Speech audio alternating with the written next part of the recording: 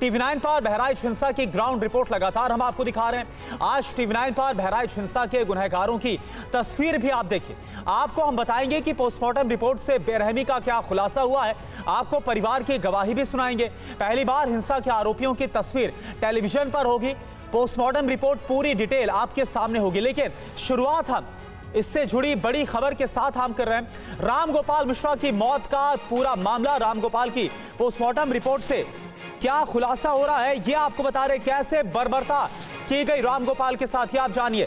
राम गोपाल मिश्रा की हत्या से पहले जमकर उसके साथ बर्बरता हुई है, पोस्टमार्टम रिपोर्ट में है।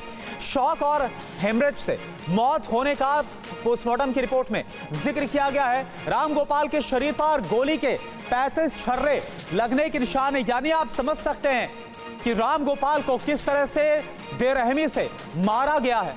और अब पोस्टमार्टम रिपोर्ट से यह खुलासा सामने आया।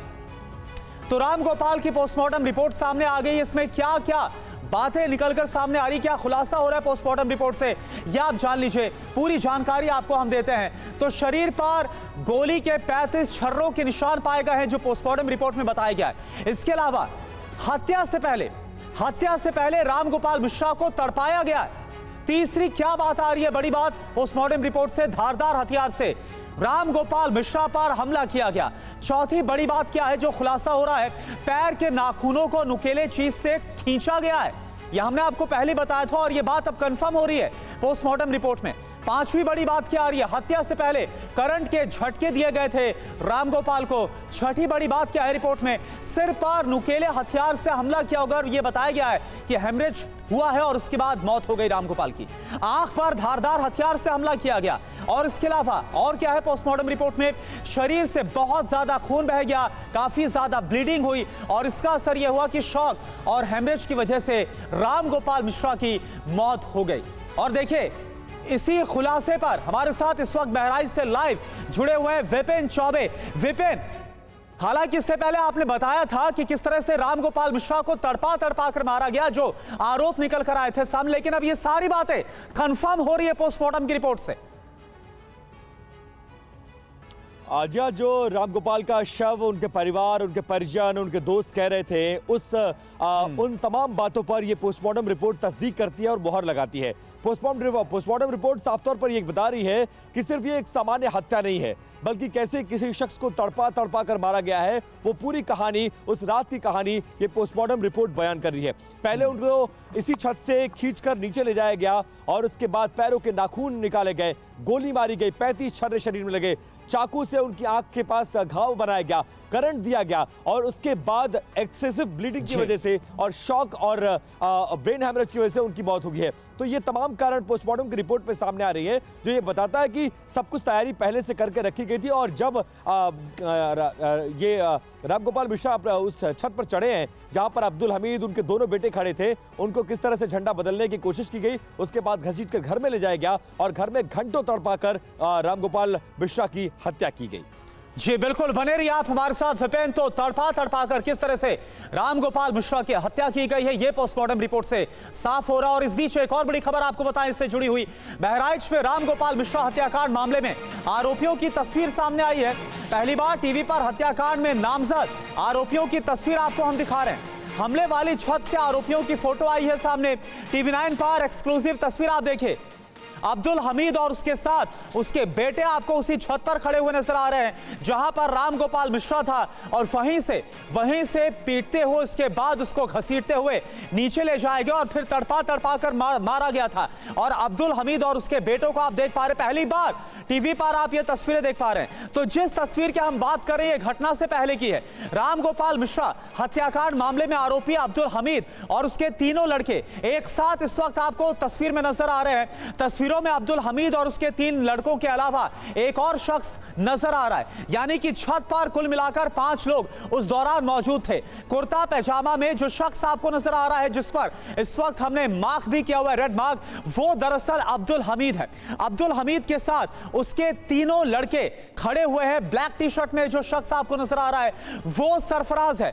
ये वही सरफराज है जिसके हाथ में वायरल वीडियो में बंदूक नजर आ रही है। आप FIR कॉपी में देख सकते हैं अब्दुल हमीद के साथ उसके बेटे सरफराज और फहीम का भी नाम दर्ज है। और विपिन, आपने ये तस्वीरें भेजी हैं, कौन कौन है, क्या पहचान हुई इन सब लोगों के बारे में?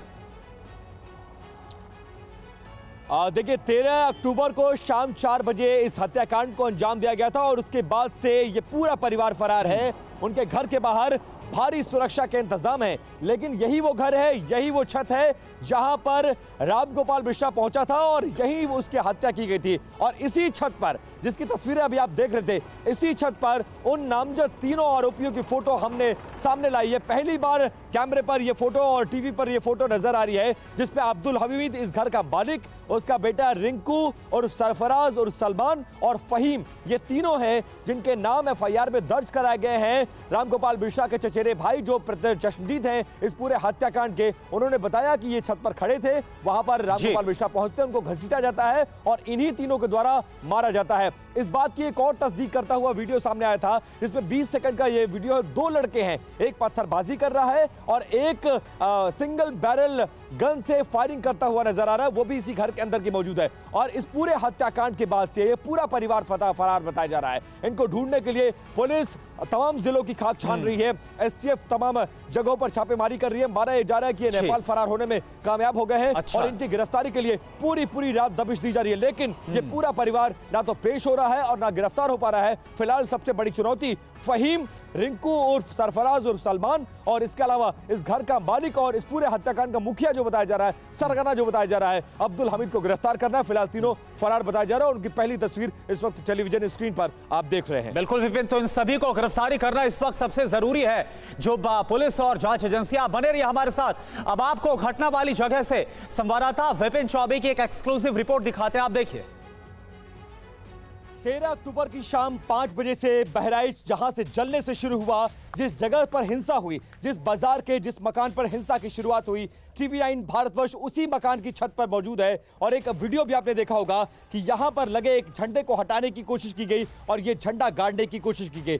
झंडा हटाने वाला शख्स रामगोपाल मिश्रा था और उसके बाद हिंसा की शुरुआत हुई। आरोप है कि यहीं से, इसी छत से, जहां पर आपको शीशे के बिखरे हुए टुकड़े नजर आएंगे, डंडे नजर आएंगे, पत्थर नजर आएंगे, इसी छत से रामगोपाल मिश्रा को घसीट कर नीचे ले जाया गया और इसी घर, जिस छत पर हम मौजूद हैं, इसी घर के अंदर उसकी गोली मारकर चाकुओं से गोदकर हत्या कर दी गई। ये सकरी सी सीढ़ी है जो नीचे आती है और यहीं से एक वीडियो आपको नजर आएगा जिसमें रामगोपाल की बॉडी को लोग खींचकर यहां से ऊपर ले जाते हुए नजर आ रहे हैं। यही वो सीढ़ी है जो 20 सेकंड का आप वीडियो देखते हैं। इस तरफ आइए जरा सुभाष, आप देखिए, ये मुख्य आरोपी अब्दुल हमीद का वो घर है जिसका बेटा सलमान इस पूरे मामले में मुख्य आरोपी है और ये वो पूरा इलाका है जहां पर आरोप है कि यहीं पर रामगोपाल को लाकर तड़पाया गया, यहीं पर चाकू से गोदा गया और यहीं पर उसको गोली मारकर उसकी हत्या कर दी गई।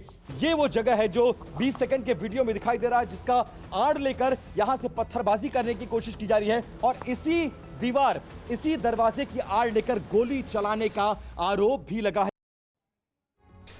तो देखिए, आपको एक तस्वीर तो हमने आपको दिखाई इस छत की जहां पर अब्दुल हमीद और उसके साथ उसके बेटे नजर आ रहे हैं आरोपी, और एक तस्वीर आप देखिए उससे पहले की, जब ये पूरी घटना सामने आती है तब रामगोपाल मिश्रा आपको नजर आ रहा है और ये वही छत है, ये वही छत है जहां पर ये देखिए ये हरे रंग का जो झंडा है उसको हटाया और उसके बाद जो भगवा झंडा है वो लहराता हुआ आपको नजर आ रहा है और ये वही युवक है जिसका नाम है रामगोपाल मिश्रा, जिसके बाद इस घटना के बाद उसकी हत्या कर दी गई। और अब जो आरोपी है, जो आपको इससे पहले वीडियो हमने आपको दिखाया जिसमें अब्दुल हमीद और तमाम जो आरोपी नजर आ रहे उसके बेटे, उन्हें पकड़ने की लगातार कोशिश की जा रही। जैसा विपिन बता रहे थे कि नेपाल भी भाग गए हैं सभी आरोपी, इस बात का भी शक जाहिर किया गया। विपिन, अभी के लिए आपका बहुत बहुत शुक्रिया पूरी जानकारी के लिए।